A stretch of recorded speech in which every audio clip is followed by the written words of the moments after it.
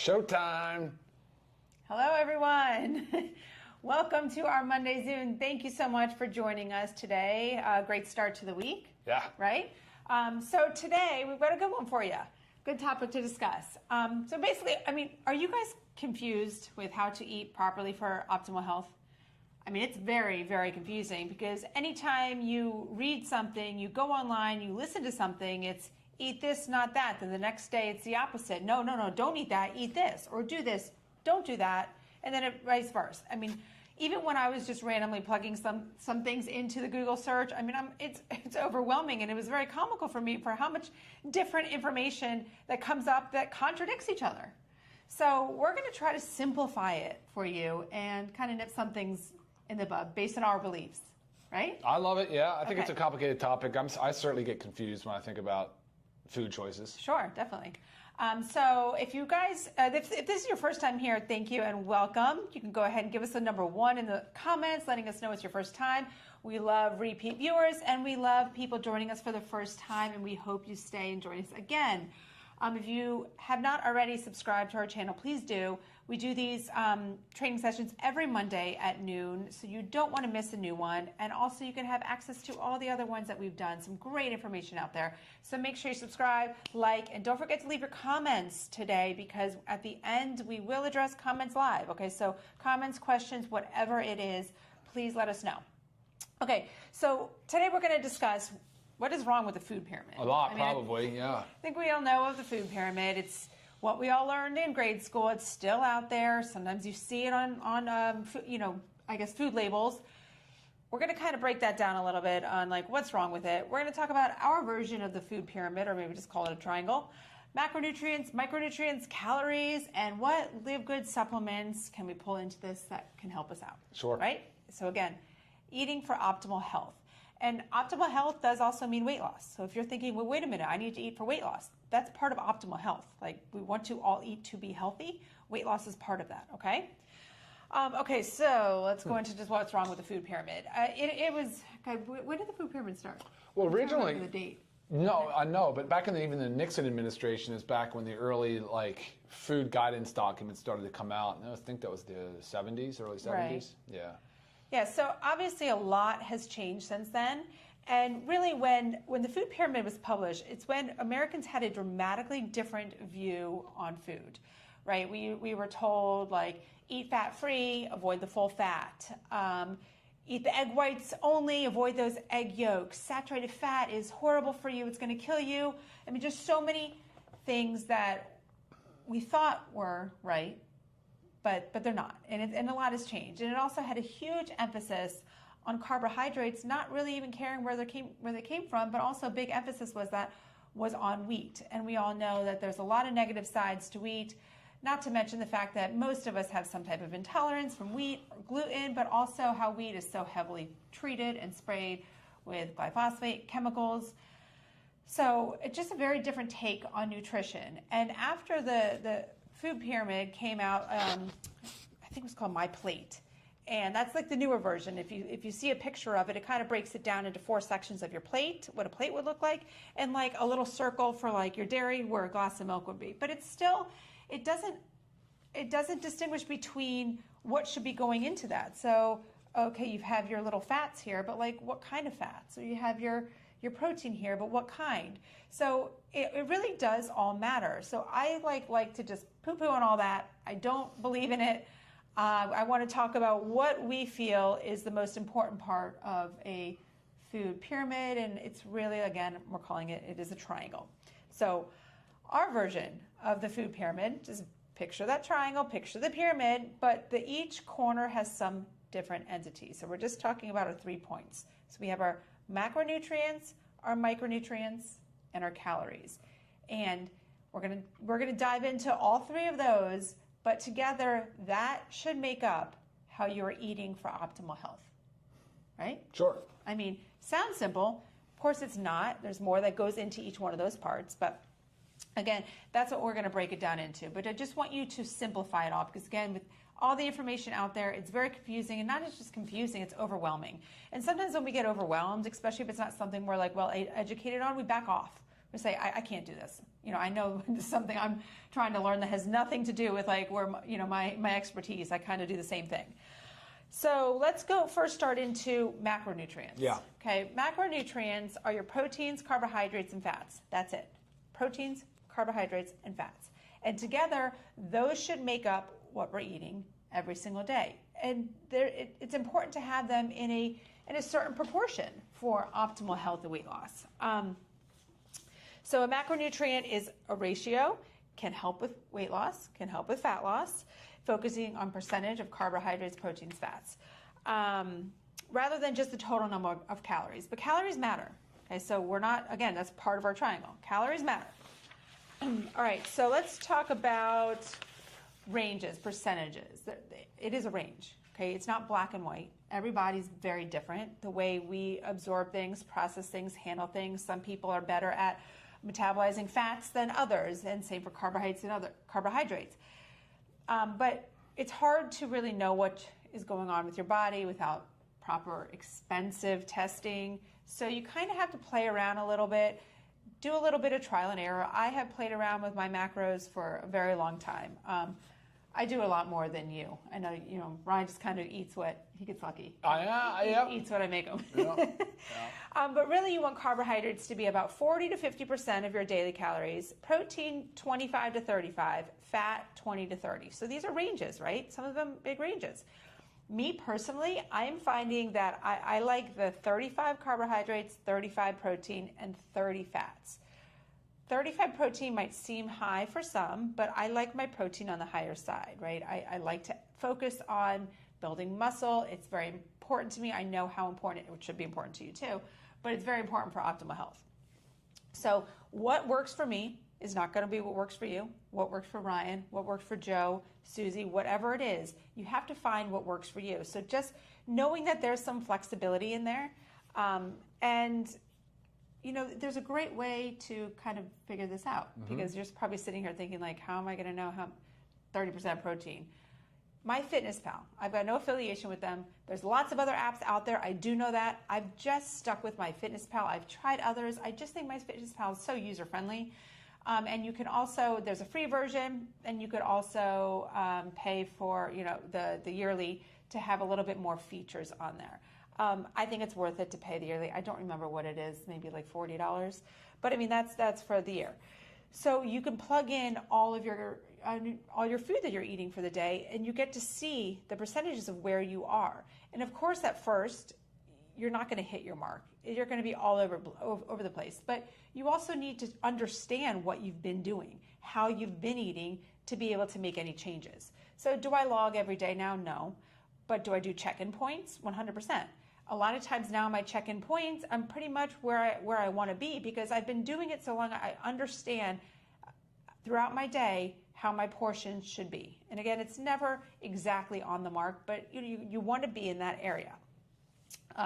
So love MyFitnessPal for that. What are anything to add to that one? Not really, actually, other than the fact you're talking about percentages of macros. I think for a lot of people, they've never done it before. And so MyFitnessPal would be a great, helpful tool for that, right? Because someone like me, I'm never writing down the calories, my protein. I do not do that. Right. And over time, I think you can figure out what your body needs, what your body responds to. So in the beginning, maybe great just for education and learning, and then you can sort of not have to work so hard at tracking. Right. And obviously to break down proteins, carbohydrates, and fats, healthy proteins, it's your lean meats, your fish, your chicken, poultries, red meat. Again, buying all this high quality, I can't preach that enough. But you could also say, oh, I don't eat meat. Well, you can also add in, there's dairy products that give you the protein, beans. I mean, again, it's balancing it out. So over the course of your day, you're trying to get those proteins in. But those are the main ones you want to focus on. Carbohydrates, I always say, focus on getting your carbohydrates from fruits and starchy vegetables. Starchy vegetables, let's think squashes, sweet potatoes, even some potatoes, mild grains, depending on how your body can tolerate it, rice, oats. Not everybody can deal with oats. I don't process them very well.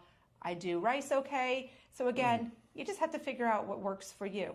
Some people can't tolerate beans, so bean is also protein and carbohydrate. So just kinds of balancing it all out. And your fruits, moderate amounts of fruits a day. I mean, that's where our sugar should be coming from, just whole fresh fruits. And knowing that some are better than others when it comes to sugar content. So your berries are so great, your citrus, so great for you. So I focus on those. And then fats. I mean, you have your oils. Remember, we want to avoid the high processed seed oils, inflammatory oils. So you want to think about olive oil, coconut oil, avocado oil. That also goes with eating avocados, eating olives, nuts, seeds, nut butters, seed butters. I mean, these are all coconut flakes. I mean, all great things. And that's all very healthy stuff to fill those macros with. All right, so jumping off into, let's go now to micronutrients. So we talked about macronutrients, and again, this is our triangle. We're just touching each corner. Then we have micronutrients. Micronutrients are nutrients that are required by our body for its proper growth and development. They play a major role in metabolic activities of the body. These include our vitamins and minerals. Okay, macronutrients that are like smaller, you need them in smaller amounts, but you still need to hit your goals every day for your body to function properly. Every little part of your body is relying on the right balance of macronutrients to take its function to the next level. You are talking about macro right now, but you mean micro. I meant micro. Did I say you said macro? that 2 times in a row. Sorry, just because we did a whole big lengthy thing on macros. No, I'm talking about micros. So your vitamins and your minerals, 100%. I could tell there was something going on because I could feel the side eye. All right, so again, our enzymes, hormones, and other substances need our vitamins and minerals for proper growth and development. It is so important. You could even be that person that is deficient in something, so you're not losing the weight in the right way. It just could be from a minor nutrient deficiency. Excuse me. So most people are deficient at least in the U.S., vitamin A, iron, and iodine. I do know, going back to my Fitness Pal, it does log, maybe this is the one because I pay for the subscription, it does give you your A, C, calcium, iron, sodium, and potassium. But that's it. It doesn't further break it down. So it is 100% hard to know, but I will tell you this. If you are eating a healthy, balanced diet, if you are eating the right portion of macros, taking from the food choices, the food groups that I just talked about, you're going to get close to that or hit that RDA of your vitamins and minerals. RDA is your recommended daily allowance. But remember this, your RDA is your bare minimum. And we're not here to do bare minimum, are we? No. We are here for optimal health. Okay, that has got, like, I cannot emphasize this enough. Everybody thinks it's a common thing. We have the RDA, we need to hit our RDA, and then we're golden. Again, that's doing the bare minimum. When in life do you want to do the bare minimum of anything? It's almost like everything's been set that way. Even your protein goals. You're talking about 0.4 grams per kilogram for 0.8 per, 0.8 for every kilo, which would be about 0.4 per pound. But that's for sedentary individuals. Like, why would that? Who does that really appeal to? Why is that your goal? Why is that your goal? Right. So your goal is not the RDA. Your goal is not the bare minimum, because I know you guys are all overachievers out there. That's why you're here. You're listening. You want to do better. Exactly. The goal is optimal levels. So to reach those optimal levels, you eat healthy, like we just talked about in the macronutrient category. You're going to get those vitamins and minerals, but then you also have got to supplement with, right here, I just have it, our LiveGood Daily Essentials Pack. If you haven't checked out our website, livegood.com, check it out. You'll find all the products that we sell, the healthiest, most affordable prices. So take a look at that.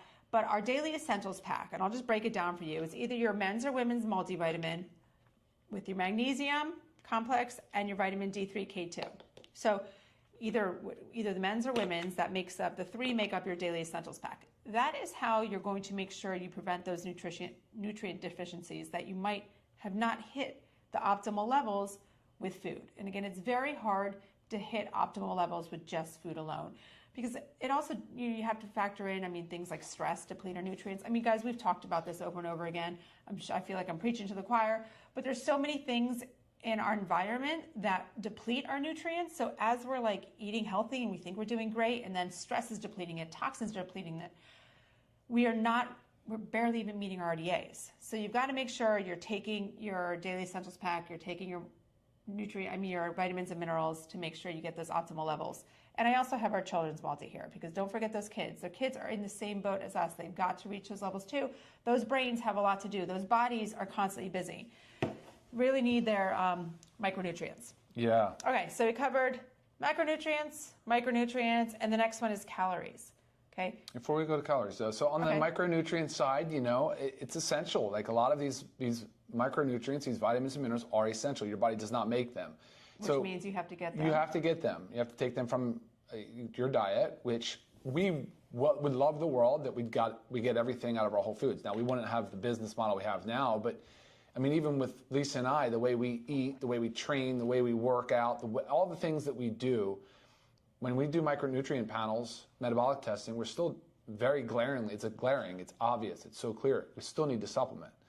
And so, again, though, when you're in that range that we've talked about in the past about blood work and testing, you're not always at an optimal level. So even when you're eating these nutritious foods, you're possibly not at the range that you want to be. Right. So think about that as well.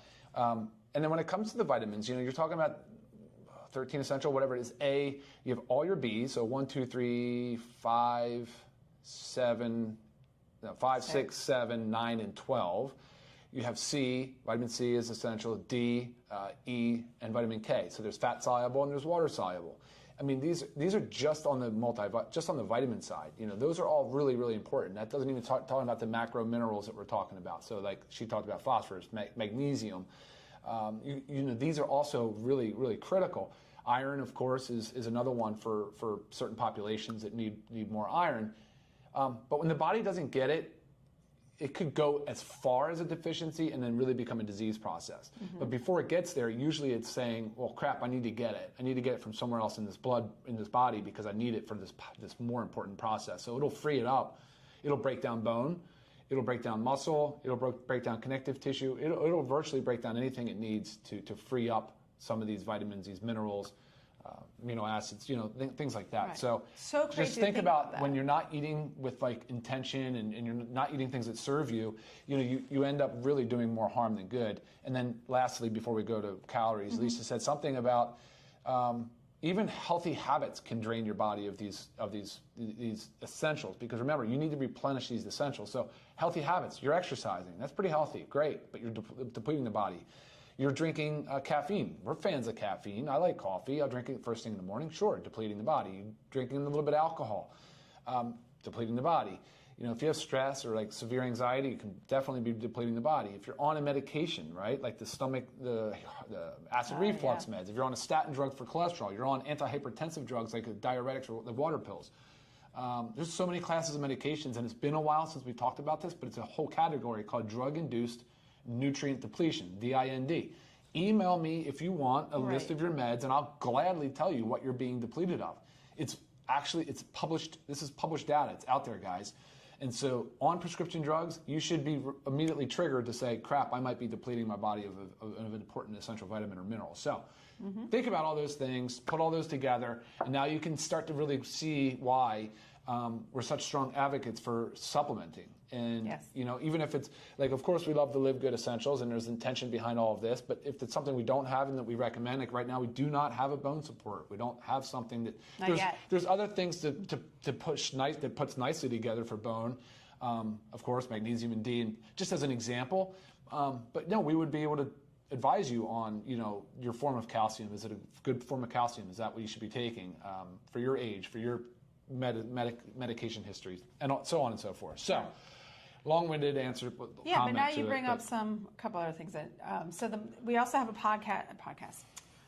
Do we have a podcast? Not yet. A training that we did called Drug-Induced Micronutrient Depletion. So it will be... Drug-induced what? Micronutrient depletion. Okay. Yeah, it is on our YouTube channel. So make sure you find that and check it out, because that was a big alarming one, I know, for some people. And what Ryan also did make a comment at the beginning of his speech. Was that a speech? No, was the testing, micronutrient testing. So you also might be wondering, wow, how do I know what's going on? Micronutrient testing is about $300, not covered by insurance. A functional medical doctor, a lifestyle medical doctor. There are also some online ones that you can find where I think they send you a kit, you go to the lab, and they let you know, but it's a good check-in point. It's something I love doing yearly to kind of see where I'm at, if I need to tweak anything, if I need to extra supplement on something. But again, it's important to know your numbers because everybody is different. So leave it at that. All right, going to calories. Calories, we all know calories. Unit of energy that measures how much energy food provides the body. Okay, so I think that's where we could stop agreeing, right? We just say it's a unit of energy. Sure. It's a measurement of unit of energy. And then, Right. and then everything goes off the rails. Right. Start talking about calories. Right. It's a tricky thing. So because they can do good for you and they could harm you. So if you think about that, calorie deficit. So say you want to lose weight. You obviously need to be in a calorie deficit, whether that comes from eating less calories every single day or burning a little more calories through your daily movement or a combination of both. So say, a typical calorie deficit for a day for weight loss is like 300 to 500 calories. Nothing super extreme because this is a patient process. We're not supposed to lose weight overnight. Okay, 1 to 2 pounds a week when you're on a weight loss program is healthy, right? Anything beyond that can be a little bit too much and be unhealthy for the body. So be patient with the process. So again, 300 to 500 calories this is average, per day that you would cut in some way, shape, or form. So say you want to do combination. I'm going to eat 150 calories less per day, and I'm going to move my body a little more so I burn an extra 150 calories per day, leaving you in a 300 calorie deficit. Okay, so again, right now I'm talking about weight loss. If your goal is weight gain, you want to be in a little bit more of a debt. You got to pay attention to what you're eating. You got to eat a little bit more each day. Wait, you want to be aware if your goal is weight gain? To eat more calories, not a deficit. Sorry. We've been having wordsmithing all morning. It's kind of like one of those days. It's actually been the whole past week, and I think it's because the whole kids back in school, new routines. I feel like my brain has you flip-flopping been words cut a in lot. half a little bit. So you want to be eating more calories than you're burning, but again, you're not going to sit here and jump the gun and you're going to eat an extra 1,000 calories a day. Again, it's a little bit each day, right? Okay. Talked about the calorie deficit. What else? You might be thinking too, how do I know how many calories I should be eating in a day? Say I want to gain weight or lose weight or stay where we're at. Yes. It is definitely hard to know. There's calculators out there. MyFitnessPal also does one where you plug in your information, your age, your weight, your height, your activity level, and it kind of gives you a roundabout. And then it will ask you if you want to lose weight, gain weight, or stay the same, okay? That's kind of a rough one, right? It's general, but that's the best that can be done unless you go and do metabolic testing, which again, testing is great. It's wonderful to know your numbers. It's basically going to tell you your resting metabolic rate, which is how many calories you burn at rest. Not something you need to test all the time, but if you ever wanted to do it to just get a feel, Google metabolic testing, find one in your area. Yeah, that's really the best way to know. In a calorie, all calories are not equal. So no, that's what I was trying to say. Yeah, there's like blank calories, right? They're calories that add no nutritional value. Sure. We want to avoid those. Okay, those, I didn't talk about anything that was like that in our macronutrients, our proteins, carbohydrates, and fats. I basically filled those categories with the healthy things that you need to be eating. That's where your calories need to come from. Because our bodies don't process calories the same. Even the sense that we don't process proteins, carbohydrates, and fats the same, right? A lot of times protein takes a little bit longer to metabolize.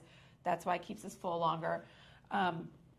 Same thing with fats. So again, each calorie. Look, you can't say that enough times. Yeah. I think that 100 calories of, say, a cruciferous vegetable, whether it's cauliflower or broccoli or something, and 100 calories of some whatever. Oh my gosh, you know what really killed America with this? Packaged.